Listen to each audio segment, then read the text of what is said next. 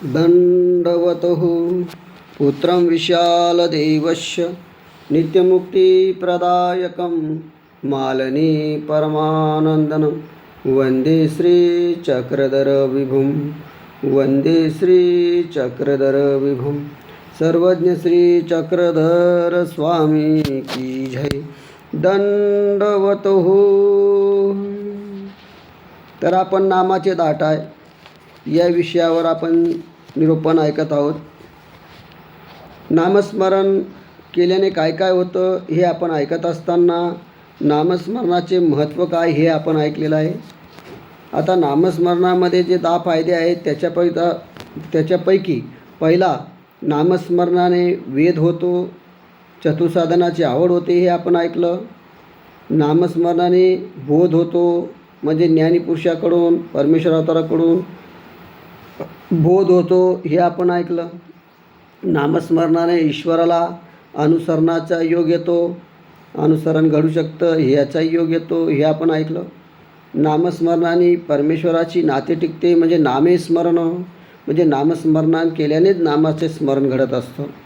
तर आज आपण 5व्या नंबरचा फायदा म्हणजे ठाय नामाचे 10 ठायमधील 5व्या प्रकारचा फायदा आपण ऐकणार आहोत। तो आहे नामे सकळ निरोध परिहरी, म्हणजे नामाने सकळ निरोध, म्हणजे जे जे काही त्रास आहेत ते सुद्धा परिहार होतात। म्हणजे नामस्मरणाने इंद्रिय दमनाचा जो त्रास आहे तो सुद्धा होत नाही। यावरून श्री चक्रधर स्वामीजींनी लीळा क्रमांक 630 नंबर लीळा आहे, यामध्ये दायंबा नावाचे भक्त आहेत।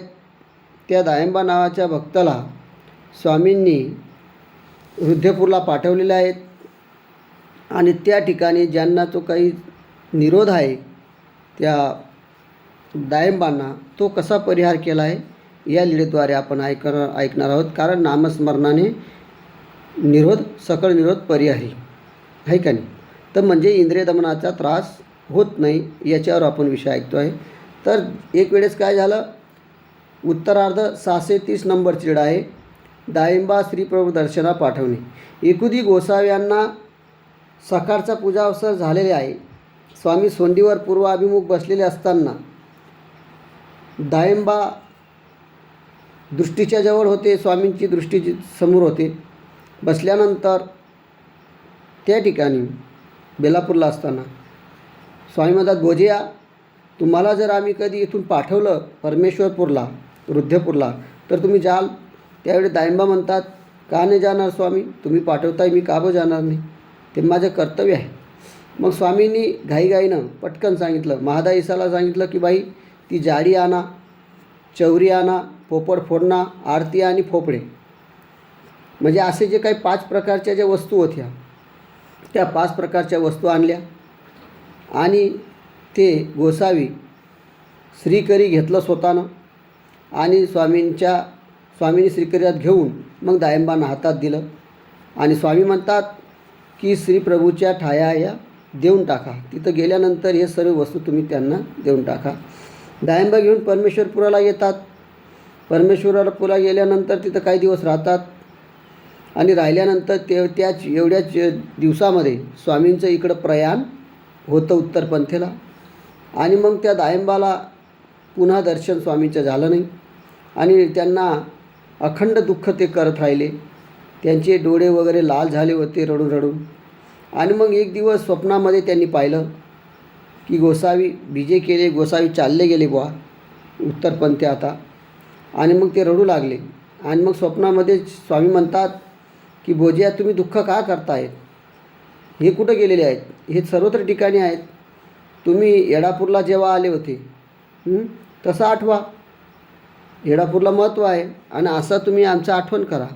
म्हणजे दायंबांना जे दास्याकरता पाठवलं आणि दास्याकरता पाठवलं तर स्वामी सोडून गेल्यानंतर त्याला जो काही निरोध झाला इंद्रियांचा, दुःख उपटलं, त्यावेळेससुद्धा त्यांना त्या इंद्रियांचा दमनाचा त्रास स्वामींच्या स्मरणामुळे आठवणीमुळे त्याला कमी झाला आणि म्हणून त्यावेळेस या स्वामींनी त्यांना या इंद्रियदमनाच्या त्रासामुळे होऊ नये नामस्मरण केल्याने फायदा होतो, तो सकळ निरोध परिहार होतो, याच्यावर स्वामींनी एक दृष्टांतसुद्धा त्यांना दिलेला आहे. तो दृष्टांतसुद्धा स्वामींनी तिथं सांगितलेला आहे की उत्तरार्ध 113 नंबरची लीड आहे. त्या ठिकाणी दायंबा शिकासूत्र त्यागो अनुवाद या लीळेमध्ये सुद्धा सांगितलेले आहे की सकळ निरोध परिहार कसा होतो. दायंबा शिकासूत्र अनुवाद. गोसावी सकाळच्या पूजावस्था झाल्यानंतर विहरणा बीजे करतात आणि सिंहस्थळीवर हे आसन आहे. सिंहस्थळी म्हणजे डोमेग्रामच्या सिंहस्थळीवर आसन होतं. गोसावींजवळ जायंबा तिथं बसलेले होते आणि सर्वज्ञ म्हणतात की भोजया तुम्ही शिखरसूत्राचा त्याग करा. म्हणजे त्या दायंबांना सांगतात की तुम्ही शिखासूत्रात त्याग करा, म्हणजे ही तुम्ही अनुसरा, आहे का नाही. मुंडन वगैरे करा, तुम्ही अनुसरा, सर्व त्याग करा. मग दायंबा त्यावेळेस म्हणतात की की जी मला एका इंद्रियाचा निरोध असेल तो येथून धरी जाईल. तो म्हणतो की मला एका इंद्रियाचा निरोध आहे, म्हणजे पत्नी वगैरे जो काही विषय भोग आहे तो मला राहायला जात नाही आणि त्याचा मला निरोध आहे, मी त्याशिवाय राहू शकत नाही, असं त्याने कबुली केली. मग स्वामी म्हणतात की येथून आम्ही धरी जाईल. त्यावेळेस स्वामींनी त्यांना हे समजवण्यासाठी ब्रह्मचारी घोडेचा दृष्टांतसुद्धा दिलेला आहे. तो दृष्टांत क्रमांक 78 नंबरचा दृष्टांत आहे. हे सुद्धा सांगतात. स्वामी म्हणतात की ब्रह्मचारी घोडा आहे आणि ते काही मरत असतील. ब्रह्मचारी जर घोडा असला तो काही मरतो का म्हणे. निरोध साहिल्या अधिक बळ होतं आणि त्याने जर निरोध सहन केला ते इंद्रिय दमनावर जर त्याने कधी ताबा मिळवला तर काय होतं म्हणे, बळ होते, तुष्टी होय, पुष्टी होते, आहे का नाही. तैसे विकोन सेवी, जीव काय मरत असे. जर एखाद्याला ब्रह्मचारी तो प्राप्त झाला तर तो काय मरून जातो का म्हणाले. तर त्याने निरोध साहिल्या अधिक योग्यता दक्षता होईल. आणि अशा पुरुषाने जर निरोध सहन केलं, इंद्रियांचं दमन केलं तर त्याला अधिक दक्षता योग्यता होते. आणि त्या अशा पुरुषाने जर कधी परमेश्वराजवळ तर त्याने जर लागला, तो अनुसरला, तर परमेश्वर ठिकाणी जर त्याने असं आचरण केलं, इंद्रिय दमन केलं, तर मात्र त्याला परमेश्वर त्याच्यावर प्रसन्न होतील. मग दायंबा म्हणतात नाजी इंद्रिया विन न गमे, परंतु दायंबाने कबूल केलं की मला त्या विषयाशिवाय चालत नाही. मग सरुदे म्हणतात तुम्ही वासनाचा त्याग करा फक्त, न गमेल, म्हणजे तुम्ही वासना त्याग करा, आम्ही तुमचं पुढचं काय असेल ते विषय वगैरे इंद्रियदमन आम्ही करू, असं सुद्धा स्वामी त्यांना ग्वाही देतात. परंतु दायंबा काही ऐकत नाही. तर अशा प्रकारे स्वामी म्हणतात तुम्ही प्रयत्न करा. मग जो परिच्छेदी पुरुष आहे, ज्याने प्रयत्न केला आहे, त्या सकळाची परिच्छेदी प्रवर्तल्या पुरुषाची सकळी निरोध नेणं कोणाची निर्पण पडी. स्वामी म्हणतात की असा परिच्छेद ज्याने केलेला आहे, असं त्याने काही नियंत्रण केलेलं आहे, तर त्याने नियंत्रण जर केलं इंद्रियांवर तर त्याला त्याचा जो काही निरोध आहे तो कोण निरपून फेडी, म्हणजे परमेश्वर त्याला सहकार्य करणार. स्वामींनी इथं ग्वाही दिलेली आहे की आम्ही इंद्रिय दमनाचा सुद्धा त्रास होऊ देणार नाही. म्हणजेच परमेश्वराचं जो सतस्मरण करतो, परमेश्वराचं जो चिंतन करतो, आठवतो, त्याच्यावर प्रेम करतो आणि तो स्वतः स्मरण केल्यामुळे त्याचा जो इंद्रियाचा जो त्रास आहे, इंद्रियाचे ते काय त्याला खाणं पिणं उठणं बसणं विषय वगैरे हे जे काही इंद्रियांचा जो त्रास आहे तो सुद्धा स्वामी काय करतात, त्या नामस्मरणाने कमी करून देतात. म्हणजे सकळ निरोध जो असतो इंद्रियांचा तो परिहार करून देतात. असं दायंबांना सुद्धा निमित्त करून सर्वांना सांगितलेलं आहे. म्हणून नामस्मरणाने सकळ निरोध परिहरती.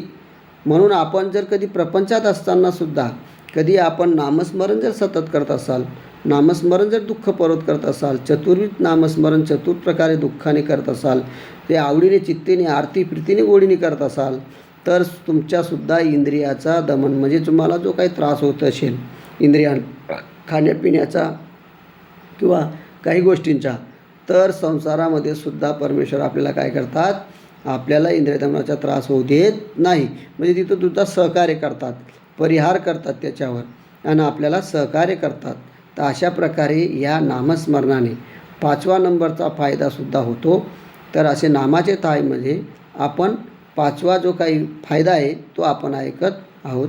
तर या 5व्या नामाच्या प्रकारामध्ये आपण ऐकलं की नामस्मरण केल्याने सकळ निरोध परिहार होतात. म्हणजे सर्व इंद्रियांचं दमनाचा जो त्रास आहे तो सुद्धा परमेश्वर होऊ देत नाही. या लीळेवरून या दृष्टांतावरून आपण सर्व परमेश्वराने आपल्याला सांगितलेलं आहे, अभय दिलेलं आहे. म्हणून नामस्मरण हे सतत केलं गेलं पाहिजे. नामस्मरणाने परमेश्वराला तुमचा खूप अभिमान होणार आणि तुम्हाला कोणताही त्रास होऊ देणार नाही. तर असे या नामस्मरणाचा फायदा आहे. म्हणून 5वा फायदा आपण ऐकला आहे. तर पुढचा फायदा आपण पुढच्या भागामध्ये घेऊ. दंडवत सर्वज्ञ श्री चक्रधर स्वामी की जय.